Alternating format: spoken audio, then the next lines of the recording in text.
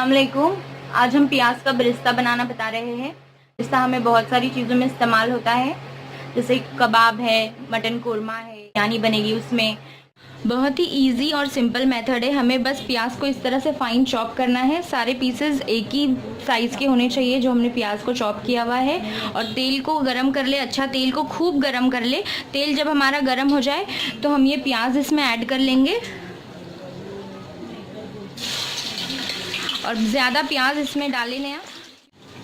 ये देखिए जितनी मैंने प्याज ली थी उसका मैंने आधा ही डाला हुआ है, क्योंकि हम अगर ज़्यादा प्याज ऐड कर लेंगे तो वो करारी होने के बजाय सॉफ्ट हो जाएगी, क्योंकि उससे हमारे जो तेल का टेम्परेचर है वो बहुत ठंडा हो जाएगा। तो हमने आधा प्याज इसमें डाल दिया है। जब ये फ्राई हो जाएगा फिर हम सेकेंड टाइम इसको डाल के ये प्याज को भी बिरिस्ता कर लेंगे और इसको चम्मच चलाते रहे ताकि जो सारी प्याज है वो एक जैसी ही फ्राई हो। इसी तरह से हम अपने प्याज में चम्मच चलाते रहेंगे और इसको फ्राई कर लेंगे। ये अब हमारे प्याज ने कलर चेंज करना शुरू कर दिया है। देखिए ये इस तरह से हो गया है। हम इसको कंटिन्यूसली स्टर किए जा रहे हैं। अब बस थोड़ी देर में ये पूरी तरह से ब्राउन हो जाएंगे, फिर हम इसको निकाल लेंगे तेल में से। ये देखिए आप, जो हमारा बिरिस्ता है वो बहुत अच्छे से फ्राई हो चुका है, बहुत परफेक्ट कलर आया है इसको। अब हम इसको निकाल लेंगे। ये यहाँ प्लेट में मैंने टिश्यू पेपर रख लिया है। अब हम इसमें सारा बिरिस्ता निकाल लेंगे।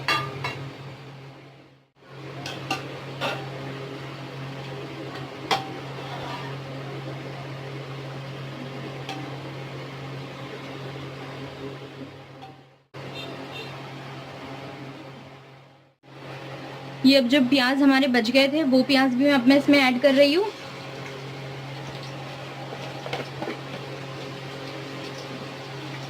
ये अब इन प्याज का भी हम इसी तरह से बिरिस्ता बना लेंगे। और ये जो प्याज हमने निकाली थी इसको हम इस टिश्यू पेपर के ऊपर इवनली स्प्रेड कर देंगे, को थोड़ा ठंडा होने देंगे। फिर हम इसको एयर टाइट कंटेनर में पैक करके आप ऑलमोस्ट 1 साल तक बिरिस्ते को फ्रिज में रख सकते हैं। और जब भी हमें बनाना हो हम बिरिस्ता निकाल कर, चाहे हमें मटन कोरमा बनाना हो, बिरयानी बनानी हो, शामी कबाब बनाना हो, उसमें हम अपने इस बिरिस्ते को यूज़ कर सकते हैं। आपको मेरी ये बिरिस्ता की रेसिपी कैसी लगी हो मुझे कमेंट बॉक्स में ज़रूर बताएं।